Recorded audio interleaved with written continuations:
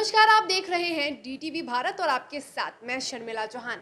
बता दें कि पंचायत चुनाव की सरगर्मी बिहार में तेज हो चुकी है। फिलहाल तो पंचायत चुनाव की तिथियों का ऐलान नहीं हुआ है, लेकिन राज्य निर्वाचन आयोग की ओर से 101 पन्ने का गाइडलाइंस जरूर जारी कर दिया गया है। इस गाइडलाइंस में क्या कुछ है वो हम आपको बताते हैं। बता दें, आयोग लगातार वैसे उम्मीदवारों पर नकेल कसने का काम कर रहा है जो चुनाव में कोई भी हथकंडा अपनाने से पीछे नहीं रहते। और इसी कड़ी में राज्य निर्वाचन आयोग ने नई गाइडलाइंस जारी की है, जहां पंचायत चुनाव को लेकर आपको कितने खर्च करने हैं उसका पूरा ब्यौरा जारी किया है।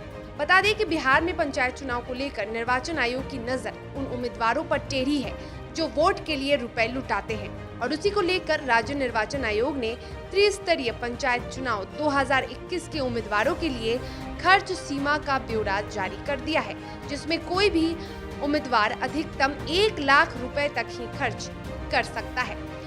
वहीं हम आपको ये भी बता दें कि राज्य निर्वाचन आयोग के 101 पन्ने के जारी गाइडलाइंस में ये भी बताया गया है कि आपको क्या करना है और क्या नहीं करना है।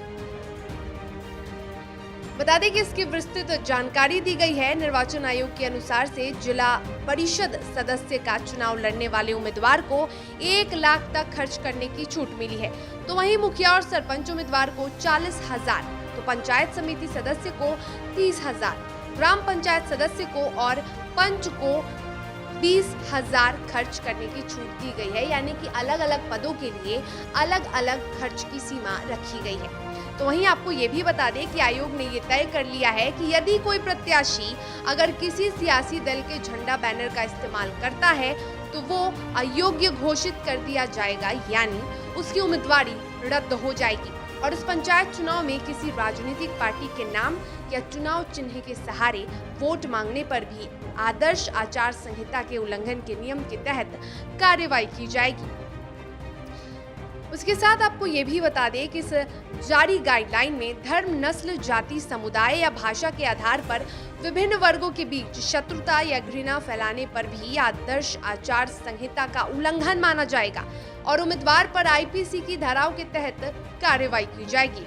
और इसके साथ ही प्रचार के लिए मस्जिद, गिरजाघर, मंदिर या अन्य पूजा स्थलों का मंच के रूप में इस्तेमाल करना और जातीय या सांप्रदायिक भावनाओं की दुहाई देने पर इस तरह की कार्रवाई का भी आपको सामना करना पड़ सकता है। तो अब आप किसी भी धार्मिक स्थलों का प्रयोग नहीं कर सकते हैं अपने चुनाव प्रचार के लिए। इसके साथ हम आपको बता दें कि इस जारी गाइडलाइंस में ये भी बताया गया है कि उम्मीदवारों को किन बातों का ख्याल रखना है। तो बता दें कि जुलूस के शुरू होने का समय और जगह, स्थान और किस समय स्थान पर जुलूस समाप्त होगा ये पहले से तय कर पुलिस प्राधिकारों से अग्रिम रूप से अनुमति लेनी होगी। यानी कि आप जब भी जिस समय जुलूस शुरू करते हैं उसकी क्या समय होगी और जुलूस कब समाप्त होता है, ये पहले आपको इसकी सूची अधिकारियों को सौंपनी होगी। इसके साथ ही जिन मोहल्लों से होकर जुलूस गुजरेगा वहां पर लागू निषेधात्मक आदेश का पता लगाया जाए और पूरी तरह से इसका अनुपालन किया जाए।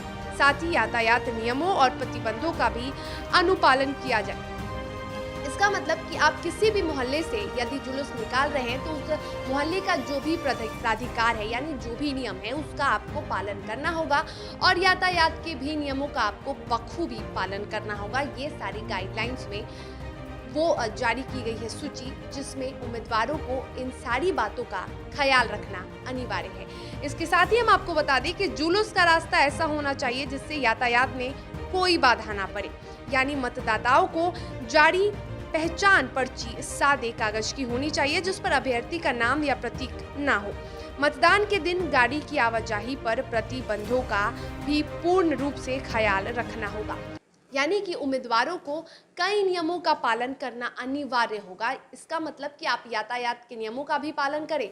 जहां आपकी जुलूस निकलेगी वहां पर वाहन का जाम नहीं लगना चाहिए, यानी कि वहां पर सड़कों का जाम नहीं लगना चाहिए। इसके साथ ही जब आप जुलूस निकाल रहे हैं उसकी समय और कब वो जुलूस समाप्त होगा, इस समय की अवधि आपको अधिकारियों को सौंपनी होगी। बहुत सारे नियमों का भी पालन करना अनिवार्य होगा, अन्यथा आप पर कड़ी कार्रवाई की जाएगी और आपकी उम्मीदवारी भी छिन सकती है। इसके साथ ही हम आपको बता दें कि फिलहाल पंचायत चुनाव की तिथि का ऐलान तो नहीं हुआ है, क्योंकि ईवीएम को लेकर मामला थोड़ा सा सुलझा हुआ नजर नहीं आ रहा है। लेकिन जिस तरह से राज्य निर्वाचन आयोग ने 101 पन्ने का गाइडलाइंस जारी किया है, उससे ये तो साबित हो गया कि राज्य निर्वाचन आयोग इस पंचायत चुनाव को लेकर बेहद सख्त है और उम्मीदवारों पर सख्ती से कार्रवाई करने के लिए तैयार है। तो फिलहाल इस खबर में इतना है, लेकिन देश और दुनिया की तमाम बड़ी खबरों के लिए आप देखते रहिए DTV भारत।